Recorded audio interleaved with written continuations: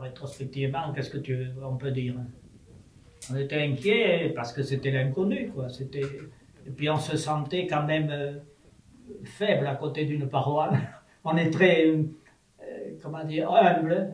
La montagne, c'est ce que ça apprend. Là. Je trouve un peu l'humilité. La montagne, comme nous, on la voit, on ne maîtrisait pas du tout. Là, comme on fait maintenant à l'école d'escalade, on est sûr de passer. Nous, on ne savait pas du tout si on allait passer.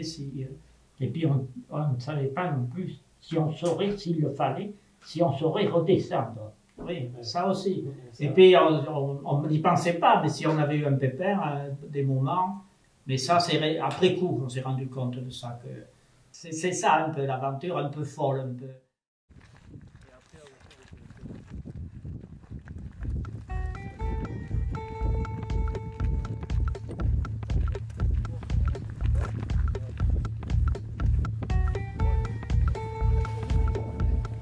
Le projet, je pense, ça remonte à une dizaine d'années où, à force de parler des voies raviées, de la difficulté des voies, de tout ce qui entourait ces voies, toute l'aura qu'il y avait autour de ces voies, je me suis dit que ça serait pas mal de les relier afin de faire un petit projet sportif. C'est toujours dans la nouveauté, en fait, afin de faire un enchaînement qui n'avait jamais été fait. Hein, parce que de toute façon, l'alpinisme ou le pyrénéisme, c'est un peu la même chose là-dessus, c'est qu'on essaie toujours de faire des nouveaux trucs.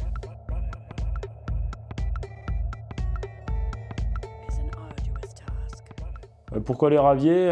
Ouais, ça c'est une question qu'on se pose pas trop quand on est pyrénéen parce qu'en fait tous les sommets majeurs des Pyrénées portent une voie ravier et c'est souvent la plus belle du massif ou du sommet. Donc c'était un peu une évidence que de faire une voie ravier parce que ces voies en fait chez nous c'est un peu un passage obligé quoi. C'est-à-dire que quand on commence l'alpinisme, on commence par les voies normales et puis après petit à petit on dit ah, j'aimerais bien faire la voie ravier de tel sommet, la voie ravier de tel sommet et c'est souvent une belle aventure quoi. Et donc là de choisir ces voies-là spécialement, c'était parce que, à mes yeux, c'est ce qui représente le mieux. Oh, le gros foutage de gueule! Allez, dégage!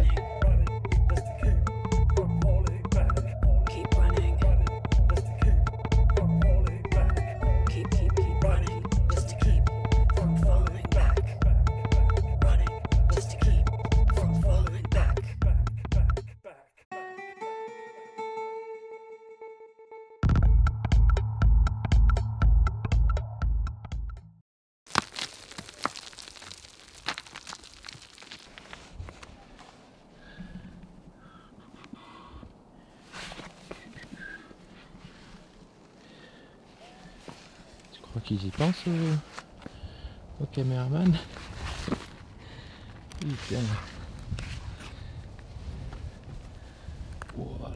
Donc les voies, on a commencé par la face nord de la tour du Marboré, donc la voie Ravier du Fourmentel, qui est une voie qui est cotée dans les 100 plus belles des Pyrénées, qui est de niveau moyen, je crois que c'est côté TD, il y a une longueur en 6B. Ce qui est caractéristique dans cette voie, c'est déjà l'ampleur du cirque de Gavarnie, c'est-à-dire qu'elle trône tout en haut du cirque de Gavarnie, qui pour ceux qui ne connaissent pas, c'est 900 mètres de parois divisées en 3 étages, qui font une espèce de grand cirque qui est reconnu au patrimoine mondial de l'UNESCO. Ça fait une ambiance très, très particulière quand on grimpe là-bas, parce que c'est hyper prenant. Et donc après, une fois dans la voie, cette voie elle se déroule quand même dans une verticalité plutôt prononcée. Donc il y a des longueurs pas très dures techniquement, mais très raides. Ça attaque sur plusieurs longueurs dans un système de dièdre, un gros dièdre. Donc c'est vraiment la caractéristique de cette voie, c'est que ça suit le long du grand dièdre de la tour, qu'on quittera après. Mais les premières longueurs, c'était de la fissure dièdre, un peu comme à Chamonix, mais sauf que c'est du calcaire.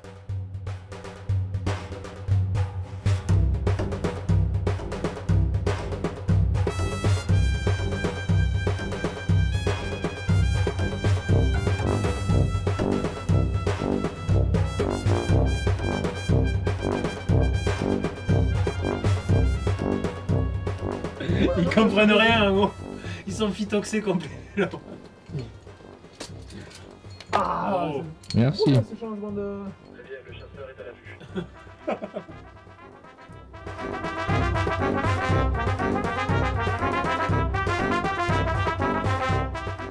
Cette voie, elle est assez marquante, moi je trouve, par la taille des prises. Que ce soit les fissures, c'est quand même tout le temps des fissures larges ou des fissures plus gros que le poing, donc c'est des choses où on renfougne un petit peu. Et c'est vrai qu'ils étaient assez forts les anciens pour passer là-dedans, mais à l'heure d'aujourd'hui, avec le matériel qu'on a et tout ça, moi je me pose toujours la question de comment est-ce qu'ils passaient, est-ce qu'ils se protégeaient, est-ce qu'ils se protégeaient pas. Et nous on a des gros free-end, on sait que dans ce tour-là déjà il faut partir avec un numéro 4. Et eux à l'époque, ils n'avaient pas ça, donc voilà, ils devaient certainement mettre d'autres choses en place, mais ça devait être assez sport je pense quand même pour eux. De moule, hein. Oh, ça va aller, je pense pas. Ça va tomber dans l'angle. Non, non, la toise. On va prendre un Jordi sur le museau là. Ok. Là, je suis calé. Moi j'irai à gauche du coup là on peut. Non, mais je viens.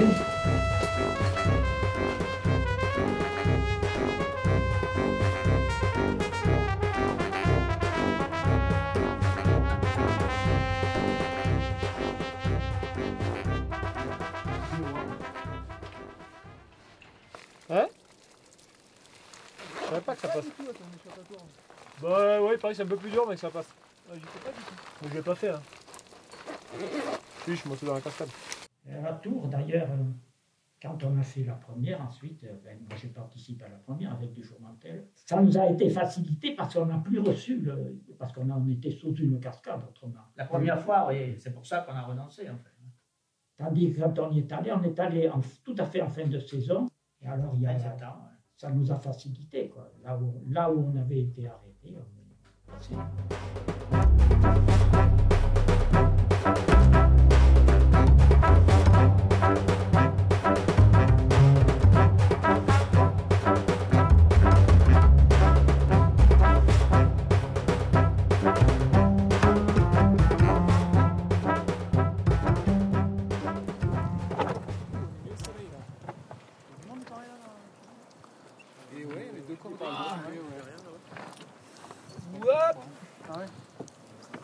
C'est bon. Merci Jordi. Bravo, bien joué. Bien joué. À la Tour du Marboré, là, on a décidé de partir à 3. Donc Jordi et moi, et puis Pierre qui nous a rejoints. Vous pouvez à la fois découvrir cette voie et puis faire des images dedans, donc c'était top. Je pense qu'il a dû se régaler là-dedans.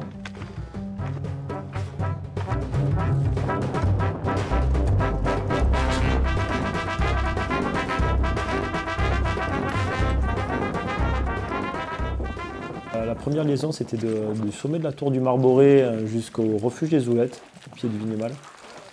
Donc une liaison qui était splendide au niveau des décors, parce que bon, comme je disais tout à l'heure, on est passé dans la brèche de Roland, donc lieu mythique un peu pour tous les Pyrénéens et puis même pour tout le monde, quoi. La brèche de Roland, ça reste quand même un décor à couper le souffle. Et puis après à la brèche, on s'est séparés, on est parti avec Bastien devant, avec notre sac à dos d'alpinisme, pour aller récupérer une dépose de matériel qu'on avait faite au col de Boucharault.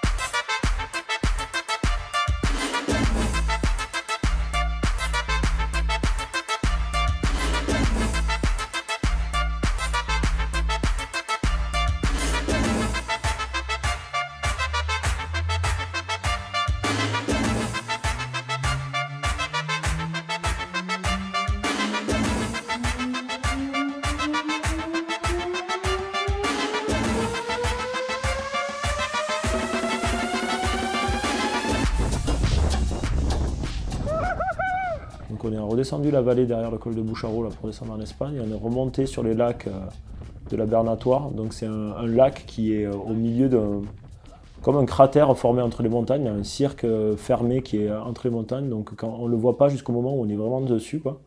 Là c'était un super moment. Jordi avait déjà été là-bas, moi jamais, et du coup bah, c'était dément de vivre ça. Bujaruelo.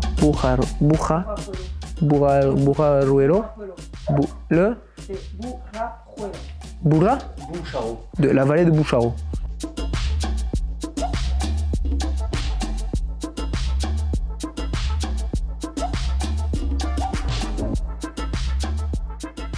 Et après, on a rebasculé derrière ce lac et on est arrivé jusqu'au barrage d'Ossou, le lieu où on garde la voiture pour aller au Vigneval par la voie normale et par là où on allait se rendre pour aller au refuge des Oulettes.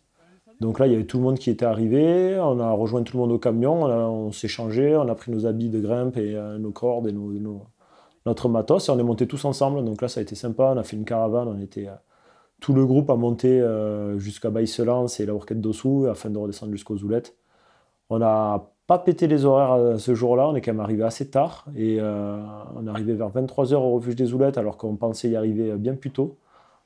Et les gardiens du refuge des Oulettes nous attendaient, c'était top, ils nous ont attendu tard alors qu'on leur avait annoncé entre 20 h et 21 h, en fait on est arrivé à 23 h.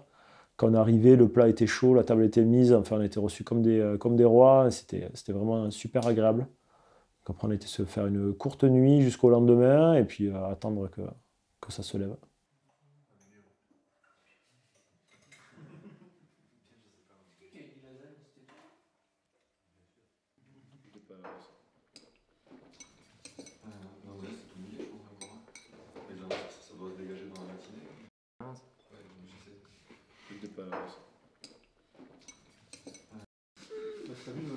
Vous avez été super lent en fait. Ouais. Oui, non, c'est sûr. Merci beaucoup en tout cas.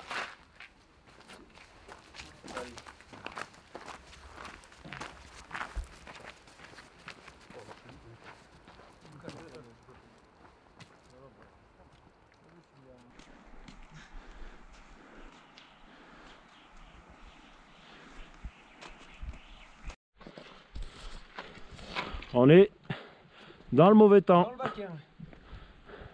et ça va pas s'arranger.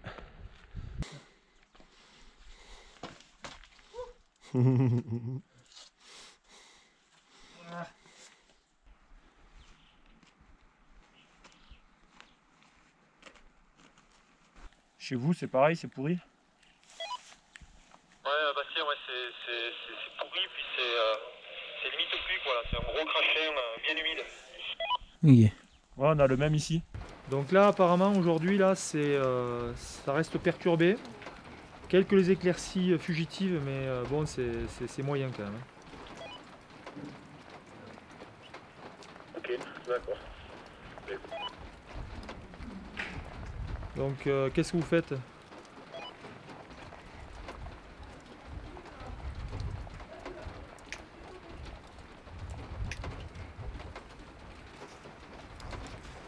T'as reçu?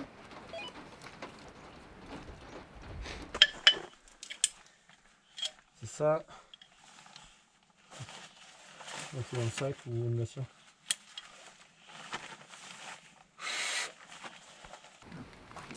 Là, ça, la brune sur la face, c'est pas bon.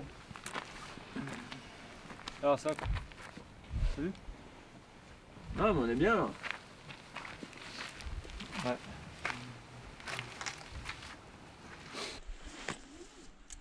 Heureux? Très heureux. Donc on avait entendu parler la veille d'une cordée qui était quand même en difficulté dans la face nord classique. Puis connaissant la face nord par cœur, l'ayant fait plusieurs fois, on s'est dit avec Jordi qu'on allait aller les aider pour les aider à descendre. Au final on est monté, on les a jamais trouvés parce qu'en fait ils étaient descendus la nuit. Et puis en fait ça s'est découvert, on a eu le droit à une belle mer de nuages. On est arrivé à 200 mètres sous le Dièdre jaune, il était sec. Donc on a pris la tangente et on a filé. On est où là Jordi? On est en nœud décisionnel. Et à chaque fois qu'on doit prendre une décision, le soleil tape sur la paroi pour faire style pendant 21 secondes. Dès qu'on sera parti, il va refaire mauvais. Ça guichera. Sympa, et on va où? Voilà où. Yes! Si tu peux mettre des friandes entre temps, tu les mets. Hein. Je me rapproche. Hein. Parce que là, on est à 50 presque. Tu Fais bien gaffe, tu protèges bien, ouais, Jordi. Ouais, fais toujours pareil, ouais, t'essayes. Donc on a choisi cette voie-là parce que c'est un peu, à mes yeux, c'est un peu le chef-d'œuvre des frères Ravier qui ont ouvert ce sommet, cette voie avant même que les ponts nord du Vignemal soient ouverts. C'était vraiment, c'était la deuxième voie, je crois, ouverte dans la face nord. C'était incroyable, quoi.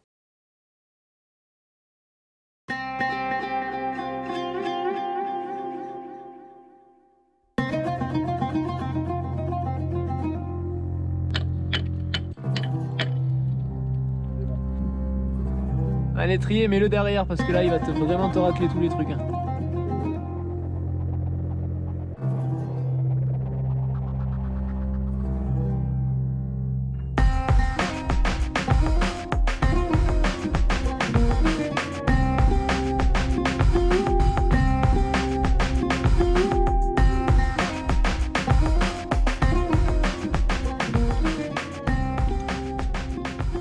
Bastien s'est mis une belle frayeur en se mettant triple taquet pour sortir du petit surplomb et rejoindre le relais là.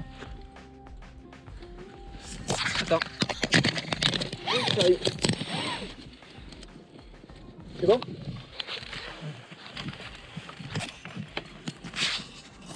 Allez. Hein. Ah! Il est tombé. Non. Je te tiens. Allez, cale-toi, je te tiens. Fais confiance. Super, Bast. Des mains, mon gars. Des mains. On est bien content que ces longueurs-là se libèrent et qu'il n'y ait pas de chute sur du libre, sur des protections comme ça.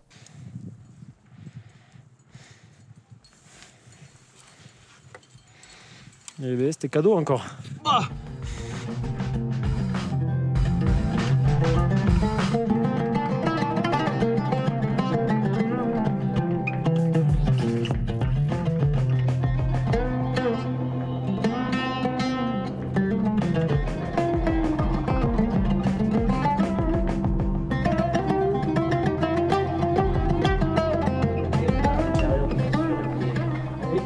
Je crois qu'à cet endroit-là, j'y ai laissé ma chemise. Je me rappelle l'avoir vu, on avait l'impression qu'on avait déchiré la chemise, c'était que des vêtus de lanière de partout.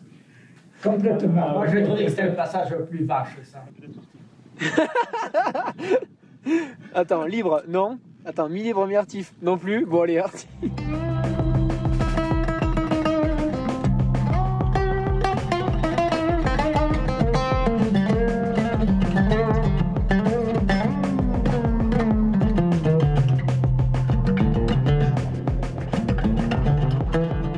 À mes yeux, si on sortait du Dièdre jaune, le projet était faisable. Mais encore fallait-il sortir du Dièdre jaune. Et là, du coup, quand on est sorti du Dièdre jaune, qu'on a vu tout le monde qui nous attendait sur l'arête, là, c'était vraiment un super moment. Et là, je me suis dit, bon, ça va faire, quoi.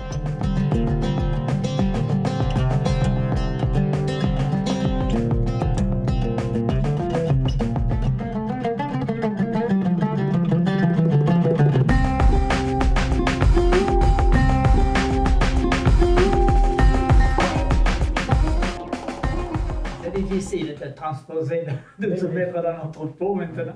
Comment on faisait? Il y avait certainement le coup de on y va, il faut y aller, il faut le faire. Certainement, parce que le côté sécurité, on a eu du pot de ne pas avoir de pépins. Enfin, c'est vrai que c'était pas du tout sûr, quoi. Pas du tout, pas toujours, mais enfin, en particulier ces longueurs-là. On n'avait pas assez de technique pour s'assurer suffisamment. Mais non, parce qu'on ne connaissait pas les savoir moyens. s'assurer. Nous, c'est vrai qu'aujourd'hui, ça, on n'arrive pas trop à le concevoir. Ouais, tout quoi, même le casque. Le casque, j'imagine. Non, pas le casque. Pas le casque. On ne va pas à la guerre, on y va pour notre plaisir en montagne. Donc on a descendu l'arête de Gobe pour rejoindre le col des Oulettes. On est arrivé vers 17h, là on était déjà bien cramé après le Dièdre jaune. On s'est changé, on a mis les habits de course à pied et puis on est parti avec Mathieu pour une liaison de 40 km et 3600 mètres de dénivelé. Dans notre pratique à aujourd'hui, on prépare rarement les choses. Là ça n'avait pas changé, on n'avait pas préparé grand chose. On savait à peu près où on allait passer, mais on savait qu'on allait longer le Balaïtous par le versant espagnol, mais on ne savait pas trop. On avait quand même Mathieu pour nous aider, qui avait la carto, qui avait préparé le truc, donc lui il nous a été quand même d'une grande aide parce que là à ce moment-là, nous On commence à avoir un peu de baisse de batterie quand même, mine de rien. Donc on est parti en direction du col d'Aratil. Bon rythme en marchant vite dans les montées et en courant dans les descentes.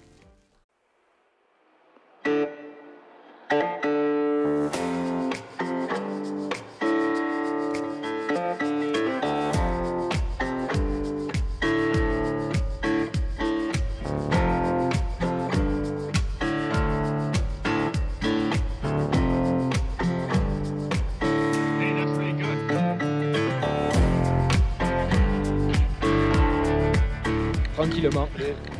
Quelle heure il est? Je suis concarné dans le gosier, 43. 19h43. Allez. 1 heure de jour encore. Allez non, 1h15 de jour. 21h à la faca.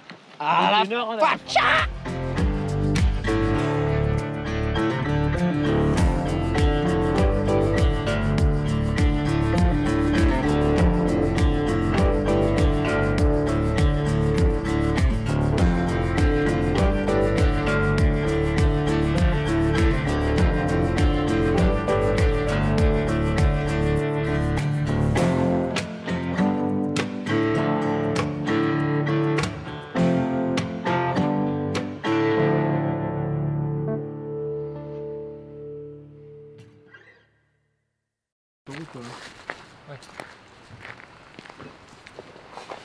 Tous les copains avaient fait le tour avec le camion, ils nous attendaient sur la route, on s'est ravitaillé, on s'est changé, on a choisi le matos qu'on prenait pour aller les matos, c'est-à-dire les cordes et les friandes pour aller à l'Embarradère le lendemain. Et puis on est reparti. Eux, ils ont tracé en voiture jusqu'au col du Portalet afin de s'écourter un peu la montée et on s'est retrouvés tous ensemble au refuge de Pomby vers 3 h du mat.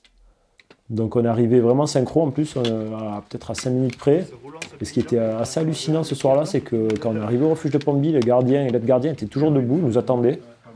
Et nous, on s'attendait à avoir un peu juste les clés du dortoir et puis aller dormir. En fait, ils nous attendaient, ils étaient contents de nous voir, ils nous ont fait manger chaud à l'intérieur. Donc vraiment, encore une fois, reçus comme des rois. Et ça, c'est vraiment à retenir dans l'esprit pyrénéen de ces refuges d'altitude, où ils ont l'habitude de voir des gens qui tiennent pas forcément les horaires, parce qu'en montagne, il y a des paramètres qu'on ne gère pas. Et là, c'était typiquement ça. Et nous, ça nous a fait bien plaisir. Et eux, ils étaient contents de nous voir, donc c'était cool.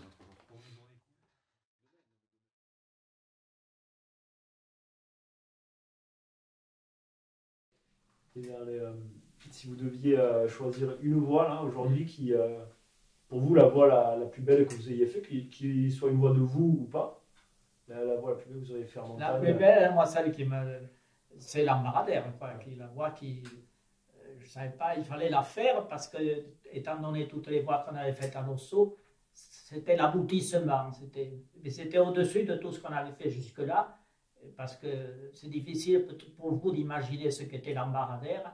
À l'époque, il fallait le faire. Et on s'était lancé là et c'était la seule voie où je savais que là, c'était risqué, on ne savait pas si on allait passer. Tandis que les autres, il y avait à peu près un cheminement.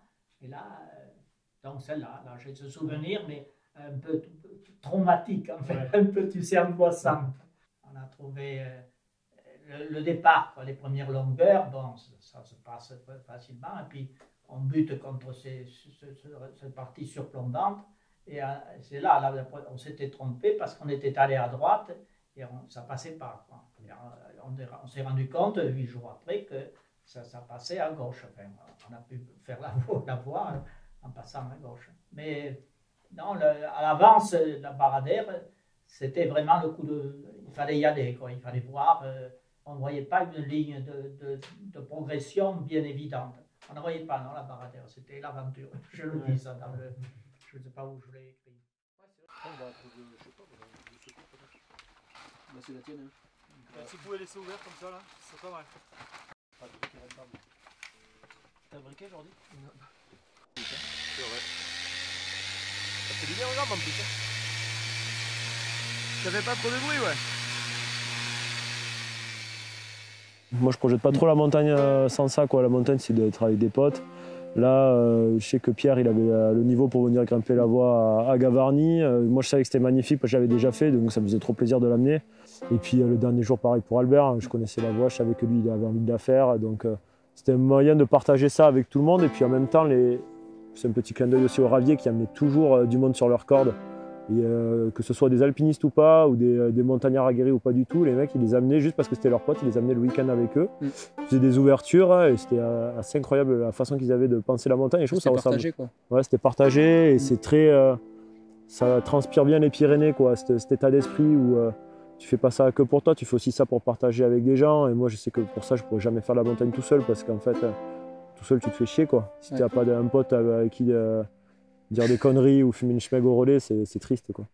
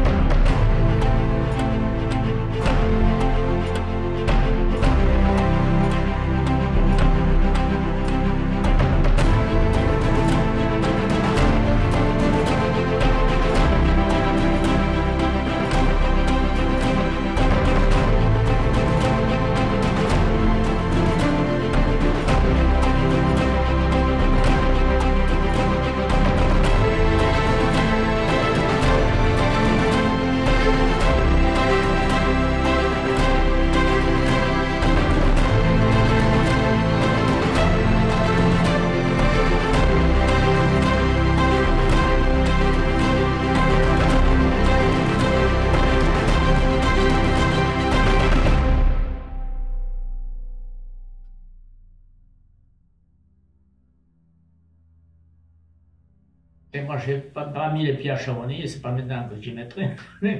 Bon, mais on n'est pas allé parce que les Pyrénées suffisaient à notre bonheur. Oui.